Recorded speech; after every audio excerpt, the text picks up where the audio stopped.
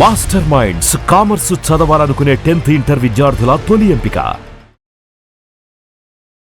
నమస్తే, మీరు చూస్తున్న సుమన్ టీవీ. నేను మీ కీర్తి. నాతో పాటు ప్రముఖ ఆస్ట్రాలజర్ బ్రహ్మశ్రీ గోరుగుంట్ల సురేష్ బాబు గారు ఉన్నారు. నమస్తే సురేష్ బాబు గారు. కీర్తి గారు నమస్కారం అండి. సో మిథున రాశి వారికి ఎలా ఉండబోతోందండి జూలై మంత్లో? సో జూలై మంత్ మిథున రాశి కనుక చూసుకుంటే చాలా మంది నాకు మిథున రాశి వాళ్ళు లాస్ట్ మంత్ జూన్ మంత్లోను మే మంత్లో వాళ్ళకి జాబ్లో ప్రాబ్లం ఉందని చేశారని మనం చెప్పుకున్నాము. అది చెప్పుకునే విధంగా చాలామందికి డీ ప్రమోషన్ రావటం, వాళ్ళకున్న ప్రాజెక్ట్స్లో కానివ్వండి వర్క్లో చాలా ఇబ్బంది పడుతూ ఉండటం, నాకు కాల్స్ ఎక్కువగా చేశారు. But with compare to last మంత్తో కంపేర్ చేస్తే జూలై మంత్ చాలా ఇంప్రూవ్మెంట్ ఉంటుందండి. వాళ్ళకి ఓవరాల్గా కొంచెం ఇంప్రూవ్మెంట్ ఉంటుంది. వృషభ రాశి వారిలాగా వీరికి కూడా బాగుంటుంది. కొంచెము సూర్యుడు మాత్రం వీళ్ళకి అనుకూలంగా లేరు. మిగతా గ్రహాలని, మేజర్ గ్రహాలని వీళ్ళకి చాలా అనుకూలంగా ఉన్నాయి. బట్ సూర్యుడు కూడా ఇంత ముందుతో కంపేర్ చేస్తే కొంచెం ఇంప్రూవ్మెంట్తో ఉందన్నమాట. మనం మిథున రాశి వాళ్ళకి ఎలా ఉండదు చెప్పుకోబోయే ముందు ఈ జూలై మంత్లో ఒక 3 ముఖ్యమైన విషయాలు పరిహారాల కింద వాడుకోవచ్చు. విశిష్టమైన రోజులు ఉన్నాయి మనం చెప్పుకోవాలి. ఒకటి, మనకి ఆషాఢ నవరాత్రులు స్టార్ట్ అవుతున్నాయండి. జూన్ 26th స్టార్ట్ అయ్యి జూలై 4th ఎండ్ అవుతున్నాయి. అంటే ఎవరికైనా కనుక భార్యాభర్తలు చాలామంది కోర్టు వ్యవహారాల్లో ఉండి డైవర్స్ విషయాలు అటు ఇటు ఆగిపోకుండా మధ్యలో ఎక్కడో స్ట్రక్ అయి ఉంటారండి. 2 years 3 years 4 years ఎంతకాలం ఆగుతారండి వాళ్ళు? మళ్ళీ పెళ్లి చేసుకోవాలి, లేదంటే ఉన్నదాన్ని తీసేసుకోవాలి కదా. అట్లా అలా పేరు పెట్టుకుంటే ఉపయోగం ఏముందండి లైఫ్లో. అలాంటి వాళ్ళు కనుక అది ముందుకు తగ్గట్లేదు అనుకున్న వాళ్ళకి, తర్వాత రియల్ ఎస్టేట్ వాళ్ళు చాలామంది పర్టికులర్గా మనకి తెలంగాణలో రియల్ ఎస్టేట్ సరిగా లేదు అని చెప్పేసి హైదరాబాద్ శివార్లు అని అనుకుంటూ ఉన్నారు కదండి. అలా రియల్ ఎస్టేట్లో ఉన్నవాళ్ళు, తర్వాత అగ్రికల్చరల్ రిలేటెడ్ వాళ్ళకి సరిగ్గా ప్రొడక్టివిటీ లేదండి, సరిగ్గా మనకు ధరలు లేవు అనుకున్న వాళ్ళకి ఈ వారాహి నవరాత్రులు చేసుకుంటే చాలా చాలా కలిసి వస్తుంది. ఒక బెస్ట్ అకేషన్ వెళ్ళుకుందండి. తర్వాత గురు పూర్ణిమ జూలై 10వ తారీఖు. గురువు ఎవరికైతే సరిగా లేరో ధనం విషయంలో కానివ్వండి, పుత్రులకి సంతానం కనుక, లేదంటే వాళ్ళు సరిగా చదువులో లేరు అనుకున్న వాళ్ళు ఆ రోజున గురువులకి కనుక నమస్కరించుకొని పూజ కనుక చేస్తే గురు పూజ బాగా కలిసి వస్తుంది. తర్వాత నాగపంచమ జూలై 25th నుంచి శ్రావణ మాసం స్టార్ట్ అయిపోతుంది. ఎవరికైతే పిల్లలు లేరో, లేదంటే కాలసర్ప దోషము, లేదంటే సర్పదోషము, రాహుకేతుల దోషము ఇలాంటి, లేదంటే పిల్లలు కావాలి అనుకున్న వాళ్ళకి ఆ రోజు చాలా విశిష్టత గల దేశం. ఆ రోజున మనకి నాగులకు సంబంధించిన పూజ చేసుకుంటే పుట్టకలో పాలు పోయటం ఇవి చేస్తూ ఉంటారు. ఇవి కనుక చేస్తూ ఉంటే పిల్లలు కావాల్సిన వాళ్ళు పిల్లలు, లేదంటే దోషాలు ఉన్న వాళ్ళకి దోషాలు పోయేసి లైఫ్ అంతా గ్రోత్ బాగుంటుందండి. ఇలా 3 అకేషన్స్, ఆషాఢ నవరాత్రులు, గురు పూర్ణిమ, నాగపంచమి, ఈ డేట్లు గుర్తుపెట్టుకొని జూలై 6th అగైన్ తులేకాదశి ఉందండి.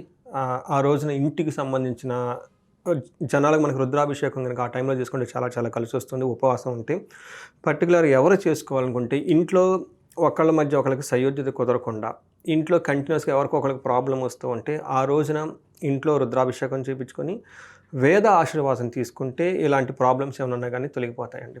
చాలా సింపుల్ పవర్ఫుల్ రెమెడీ అండి.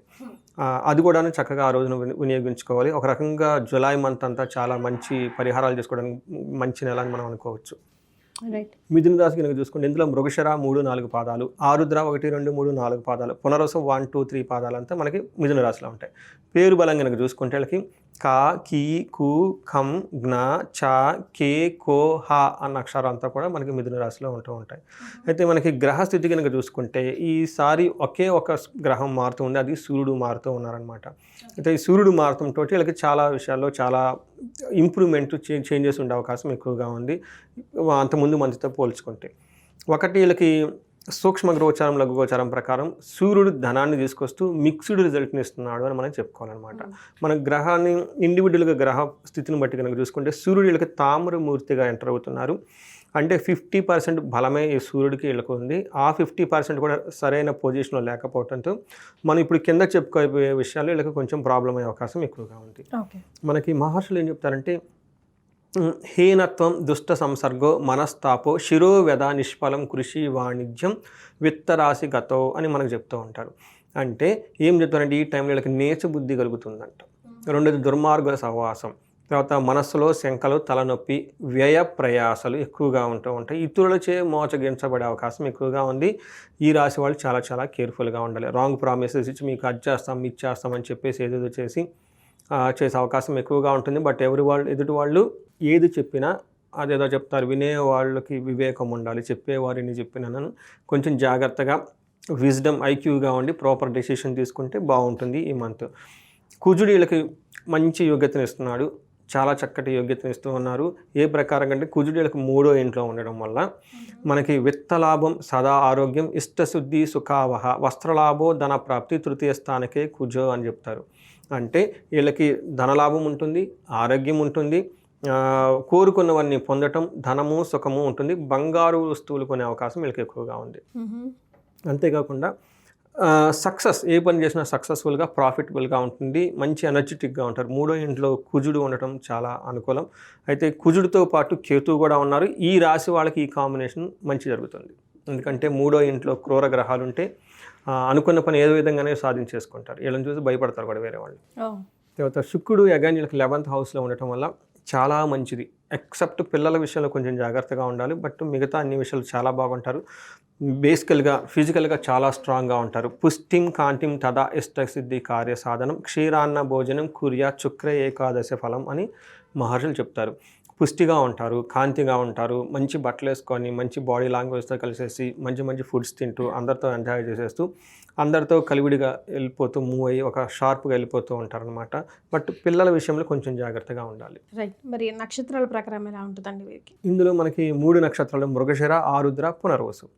ఇందులో మృగశిర నక్షత్రం కనుక చూసుకుంటే వీళ్ళకి ఐశ్వర్యవంతంగా ఉంటుంది, ధనలాభం ఉంటుంది.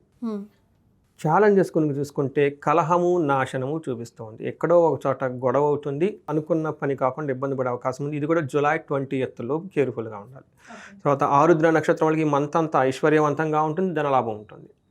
ఛాలెంజెస్, గొడవలు, నాశనము చూపిస్తూ ఉంటుంది.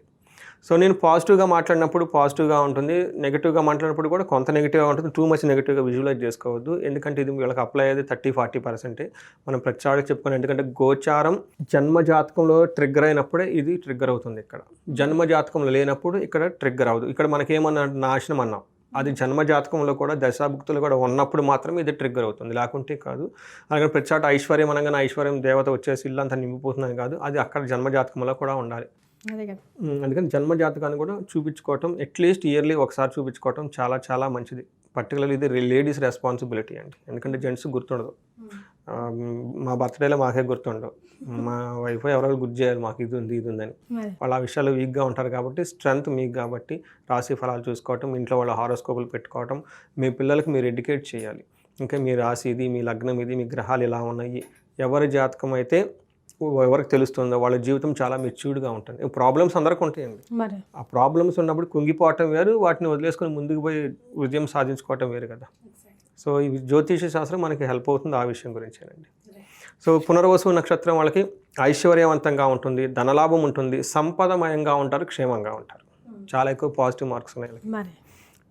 ఛాలెంజెస్ జూలై ఎండ్లో గొడవలు అయ్యే అవకాశం ఎక్కువగా ఉంది. ఒక విషయంలో అనుకున్న విషయం ఒకదానికి రిజల్ట్ రాకుండా ఇబ్బంది పడుతూ ఉంటారు.